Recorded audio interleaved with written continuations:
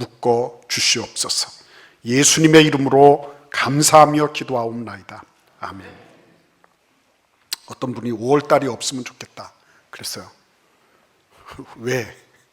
어린이날은 어린이날대로 부담되고, 어버이날은 어버이대로 부담되고, 스승의 날, 부부주일 뭐 이렇게 저렇게 하니까 그냥 없으면 좋겠다. 예.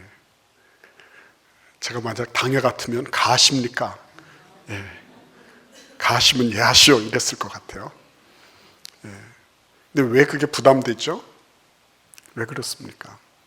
부모님들 생신 챙겨드려, 뭐 챙겨드려, 명절도 해드려 막 이러니까 가랭이 찢어진다 그래요. 근데 왜 그렇습니까? 예. 경제적인 관점으로 보는 거죠. 우리가 물질을 필요 없다, 그거 없어도 된다, 우리는 자연인이다 뭐 이렇게 하고 그리고 저 산에 들어가서 살 수도 있겠죠. 그런데 자연인들도 보니까 먹고 살아야 되는 도구들은 자연적인 게 별로 없더라고요. 예. 소뚜껑 하나까지 다 사서 왔더라고 보니까. 예. 그러니까 여러분, 그 경제적인 관점을 우리는 무시할 수 없습니다. 그럼에도 불구하고 경제적인 관점으로만 묶여 있는 것이 합당한가 하는 거예요. 그게 물질이 없으면 다 불행한 건가? 불행할 수밖에 없는 건가? 물론 쾌적하고 안락하지는 않겠죠. 그러나 그것을 어떻게 이렇게 바꿔볼 수 있는 뭐가 없을까 하는 거예요. 그러니까 여러분, 너무 힘들어서 어려워서 뭐가 안 된다는 얘기는 사실은 어떻게 보면 그거는 아니에요. 어렵고 힘들다고 해서 다 포기해야 되고 실망과 좌절 가운데 있어야 된다, 그건 아니에요.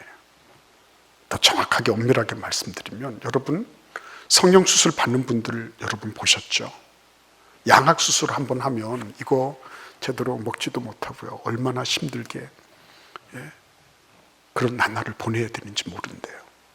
피부를 깎아내고 뼈를 깎아내고 피부를 갖다 덧붙이고 뽑아내고. 근데 왜 그런 일들을 서슴지 않고 합니까? 그것도 돈을 얼마나 갖다 내면서, 그렇죠?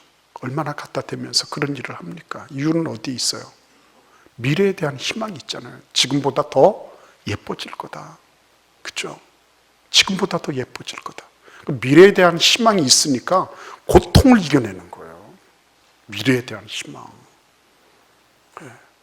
내가 지금 현재가 어떻기 때문에 그래서 나는 아니다, 그거는 철부지 같은 소리죠. 사실은 현재 고통보다도 미래를 볼 수 있는 상상력이 없는 거예요.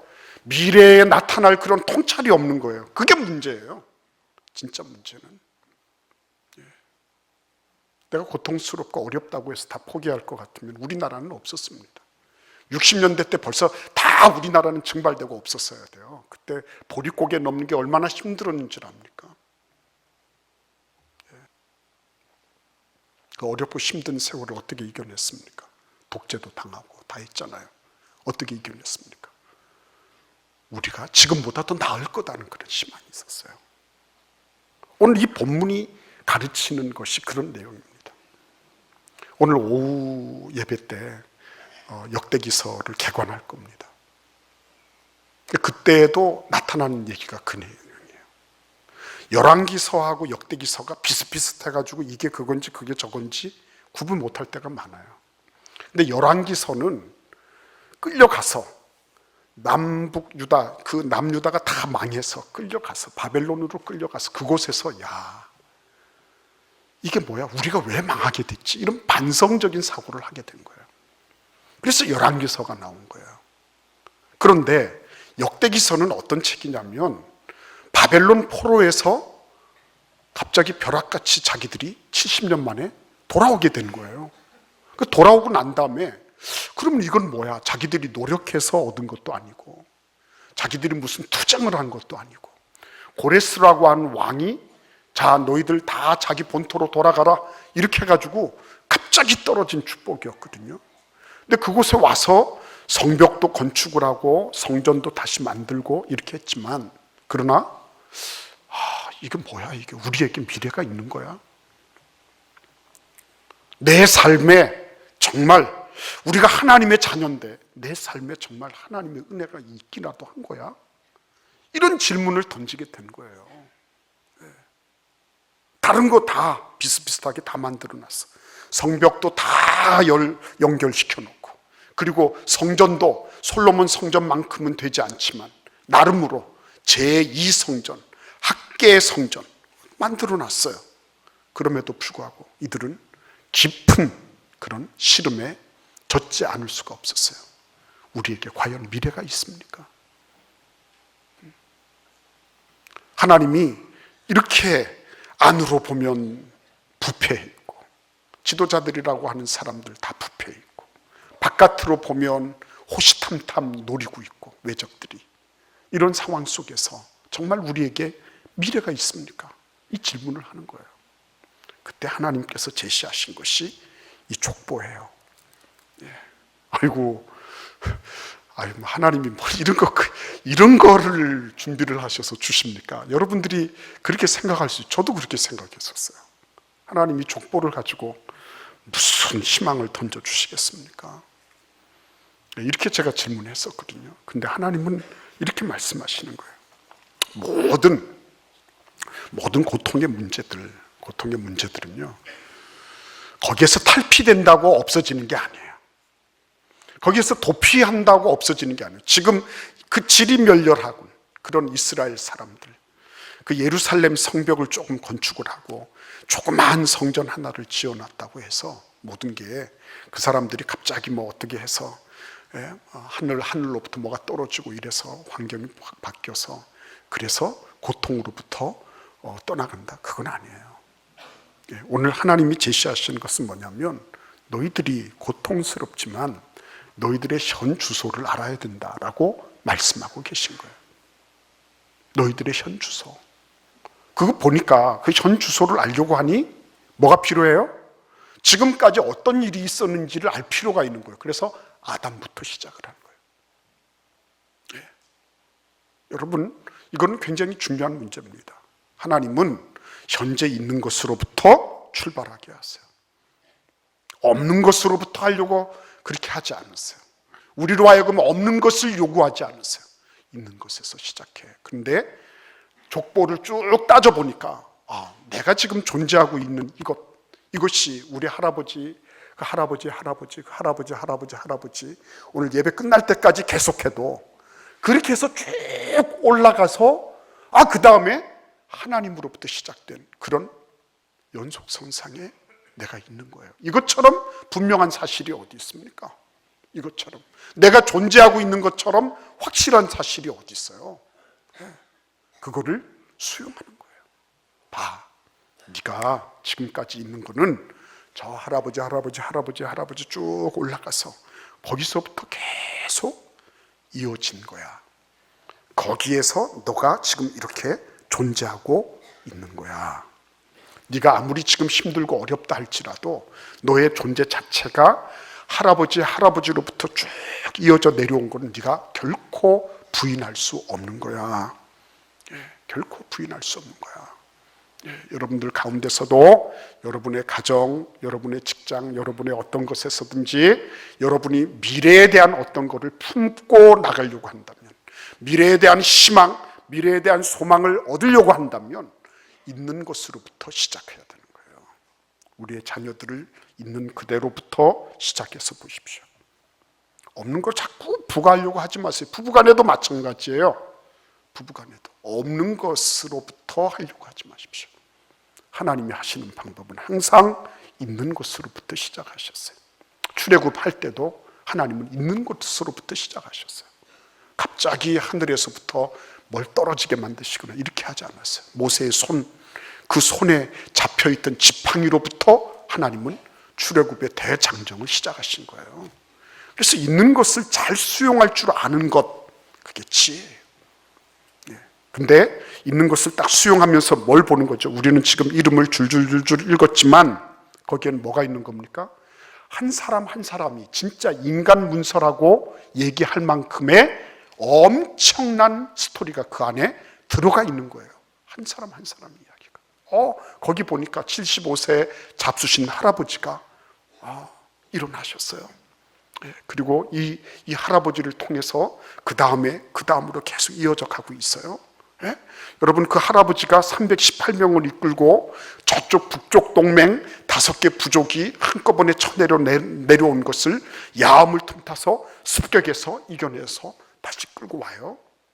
다윗과 같은 땅꼬마가 거대한 그런 큰 동상과 같은 그런 골리앗과 같은 그런 역전의 용사를 맞닥뜨리는 거예요. 가만히 보니까 위험이나 도전이 없는 그런 시대는 없었는데, 근데 그럼에도 불구하고 객관적인 무엇으로 이겨내는 것이 아니라 그 고난과 고통의 순간들을 어떻게 해서든지 뚫고 나와서 지금 내가 여기에 서 있다는 것을 알게 하시는 거예요. 어떤 영역에서든지, 그것이 어떤 부분에든지 내가 있기까지. 우리 할아버지의 그 할아버지가 다 그런 모든 산전수전을 다 겪으면서 이겨서 내가 지금 여기에 존재하고 있구나. 그래서 어떻게 사고하게 되죠? 그렇구나. 야, 우리 할아버지들이, 우리 할머니들이 다 해내신 걸 보니까 우리도 가능하겠네. 애굽 땅을 뚫고 나온 걸 보니까 야, 우리가 뚫고 나오지 못할 게 없겠네. 그 어렵고 힘든 바벨론도 우리가 한 번도 칼을 한 번 휘둘러 본 적이 없고 화살을 쏴본 적도 없지만 바벨론에서 나온 걸 봐도 우리는 얼마든지 할 수 있겠네. 이러한 마음들이 일어나기 시작한 거예요. 그래서 여러분, 참 중요한 거는 이런 이야기들이, 스토리가 어떻게 히스토리가 되느냐는 거예요. 역사가 되느냐는 거예요. 아이고, 누구네 집에 뭐가 있어, 누구네 집에, 이건 전부 스토리예요. 그죠? 아브라함 때 그랬대, 그 다음에 이삭이 그랬고 야곱이 그랬고, 이런 다 스토리예요. 그런데 스토리가 어떻게 히스토리가 되느냐, 역사가 되느냐 하는 거예요. 역사가 되느냐. 우리도 다 보면 오늘 함 얘기도 있고 야벳 얘기도 있죠. 보편사예요. 보편사. 일반적인 역사를 얘기하고 있는 그런 말들이에요. 야벳의 자손이 쭉 연결되고 함의 자손도 쭉 연결되고 다 연결되고 있어요. 근데 더 놀라운 거, 영호골은 어디에서 나오죠? 역대상 1장 10절에 보니까 구스가 또 니므롯을 낳았으니 세상에서 첫 영걸이며 그랬어요. 첫 영걸. 영웅이 어디에서 나왔어요? 함의 가문에서 나왔어요. 함의 가문. 우리가 생각해서는 아브라함과 같은 그런 셈의 가문에서 나왔어야 될 것 같은데 함의 가문에서 나왔어요. 그리고 조금 더 이렇게 내려가 보면 에돔 족속의 얘기가 나와요. 에서의 후손들이 나와요. 근데 이 사람은, 에돔 족속은 원래 축복의 라인에서 빠져 있잖아요. 그렇죠? 그런데도 불구하고 이 에돔 족속이 왕정을 제일 먼저 시작했어요. 그만큼 사회 정치적인 시스템이 잘 갖추어졌다는 것을 의미하는 거예요. 그러니까 여러분, 가만히 보면 이 사람들이 이렇게 쭉 계속해서 연결되어 오고 어렵고 힘든 일들을 잘 처리를 해서 자기들이 존재하고 있음에도 불구하고, 그럼에도 불구하고 여러 가지 영웅이 태어난 거, 그리고 어떤 시스템이 장착이 되고 제도가 창의적으로 이렇게 마련되고 하는 걸 보면 이게 꼭 예수 잘 믿는다고, 하나님 잘 믿는다고 그런 사람들이 하는 게 아니에요. 가만히 보니까 보편사, 자기들이 지금까지 제일 잘난 줄 알았거든요. 그런데 넓혀놓고 보니까 우리도 전체 중에 한 부분이네, 이렇게 생각되는 거예요. 굉장히 중요한 포인트입니다. 우리가 하나님의 자녀입니다. 그럼에도 불구하고 우리는 전체 일반 은총을 받은 많은 사람들 가운데 한 부분이라는 걸 알아야 돼요. 그러니까 이스라엘 백성들이 하나님의 말씀을 읽으면서 뭘 배우게 되는 겁니까? 그래, 맞아, 우리는 하나님의 백성이야. 그럼에도 불구하고 하나님의 백성이 아닌 사람들에게도 하나님이 은혜를 주시고 그들에게도 지혜를 주시고 그들 가문에도 하나님이 영도 태어나게 하시고 왕정도 그들이 먼저 시작할 수 있도록 이렇게 해주시는 거예요. 눈이 확 열려지는 거예요. 예수 잘 믿으면요, 예수 잘 믿으면 그러면 편협하게 되는 게 아니에요. 이것만 알고 다른 거를 모르는 그런 아주 편협한 시야를 지닌 그런 존재를 만들어내는 것이 아니라 전체를 볼 수 있도록 하나님께서 눈을 확 열어주시는 거예요. 그래서 여러분, 이 스토리, 한 가족사에 지나지 않은 가족 얘기들이에요. 가족 얘기가 어떻게 그러면 히스토리가 되었느냐. 우리 같이 한번 창세기 12장 1절을 읽어보겠습니다. 여호와께서 아브라함에게 이르시되 너는 너의 고향과 친척과 아버지의 집을 떠나 내가 너에게 보여줄 땅으로 가라. 이게 뭐죠? 아브라함이 하나님의 말씀에 반응하기 시작하는 거예요. 수많은 보편사를 이루는 일반적인 그런 사람들이 수없이 많이 있어요. 거기 잘난 사람, 똑똑한 사람, 권력 있는 사람, 돈 많은 사람 다 있어요. 그러나 그런 사람들에 대해서 하나님은 말씀이 없으세요. 중요한 건 뭐예요? 이 보편사 가운데서 하나님의 말씀에 반응하는 사람, 이 아브라함과 같은 한 사람을 하나님은 어떻게 해요? 그를 역사 안으로 끌어들이시고 하나님의 구원의 역사의 한 페이지를 장식하도록 이끌고 계신 거예요. 이게 다른 거예요. 이게 다른 거. 다 같이 먹고 살고 다 똑같이 일하고 다 그런 것 같이 보여요. 그런데 하나님의 백성이 일반 보편사로부터 이들이 특별한 구속사의 일원으로 그렇게 쓰임 받을 때 보니까 뭐가 있어요? 말씀에 대한 남다른 반응이 있는 거예요. 말씀에 대해서 반응하는 거예요. 아브라함이 대단한 어떤 존재라고 말하고 있지 않아요. 그러나 그는 하나님의 말씀에 반응하면서 드디어 어떻게 돼요? 하나님의 구속사의 일원으로 하나님의 구속, 하나님의 구원을 이루는 그 일에 쓰임받는 그런 존재로 탈바꿈하게 된 거예요. 이게 다른 거예요. 그런데 하나님이 이렇게 말씀에 반응하는 사람들에게 주신 두 가지 축복이 있어요. 오늘 이 족보를 읽으면서도 마찬가지로 나타나는 거예요. 두 가지 확신이. 첫 번째는 뭘까요? 그거는 내가 정통이야 라고 하는 말이에요. 정통. 나는 누가 뭐라 할지라도 하나님께서 나를 불러서 나를 쓰임받게 하신 하나님의 백성이야. 누가 뭐래도 내가 지금 잘 먹고 잘 살고 아니면 내가 지금 지치도 못나게 어떻게 해서 힘들게 살아가도 난 누구라고요? 나는 하나님의 백성이야. 이게 분명해지는 거예요. 그러니까 여러분, 하나님의 말씀을 따라 내가 말씀에 반응하기 시작하면 뭐가 딱 온다고요? 정통성. 이게 딱 와서 자리 잡게 돼 있어요. 우리 같이 갈라디아서 3장 19절 말씀을 읽어보도록 하겠습니다. 갈라디아서 3장 29절입니다. 19절이 아니고 29절을 함께 읽겠습니다. 너희가 그리스도의 것이면 곧 아브라함의 자손이요 약속대로 유업을 이을 자니라. 예수님 때문에 아브라함의 자손이 됐어요. 근데 자손이란 말에 난하주에 보시면 씨라고 돼 있거든요. 씨. 그래서 어떤 분은 이 씨는 이삭을 가리킨다 그랬어요. 이스마엘 형도 있었습니다. 그런데 하나님이 어떻게 하세요? 예수 그리스도 안에 있는 우리를 이스마엘이 아니라 이삭에게 하나님이 장자권을 주시고 축복을 하신 것과 마찬가지로 우리를 그렇게 단 한 사람으로 인식하고 계시다는 거예요. 우리를. 그리스도 예수 안에 있는 우리를 하나님은 이삭처럼 단 하나 있는 그러한 상속자로 우리를 그렇게 보고 계시다는 거예요.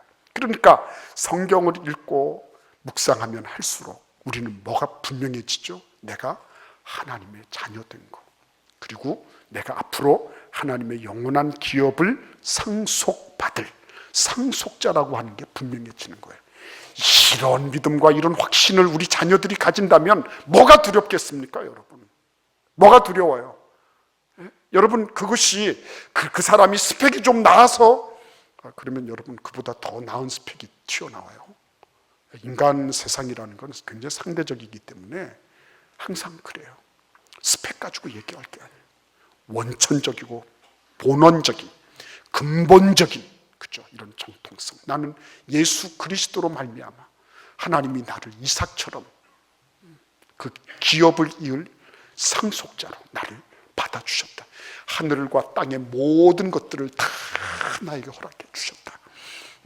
내가 하나님의 상속자로 그 그 영원한 기업, 영원한 축복의 상속자로 나를 이 땅에 존재하게 해 주셨다. 그죠? 이게 있으면 그러면 겁날 게 뭐가 있겠습니까? 그죠? 그뿐입니까? 오늘 이 말씀을 쭉 읽어가시면서 뭐가 느껴지세요? 연속성이 느껴지잖아요. 연속성. 왜? 하나님이 연속해서 일하시는 거예요. 왜? 하나님 당신이 연속된 분이니까, 영속하시는 분이시니까. 그렇죠? 근데 그분이 어떻게 영속하십니까? 그분은 말씀이시면서 말씀을 통하여 우리에게 말씀하시는 분이에요. 그래서 마태복음 5장 18절 말씀을 제가 읽어드리겠습니다. 진실로 너희에게 이르노니 천지가 없어지기 전에는 율법의 1.1획도 결코 없어지지 아니하고 다 이루리라. 아브라함 때는 하나님이 그렇게 아브라함에게 말씀하셨어요. 이삭 때는 이삭에게, 야곱에게는 야곱대로. 그때마다 하나님이 약속하시고 말씀하셨어요. 근데 그 하나님이 지금도 어때요? 지금도 여전히 나에게 말씀하고 계시네요.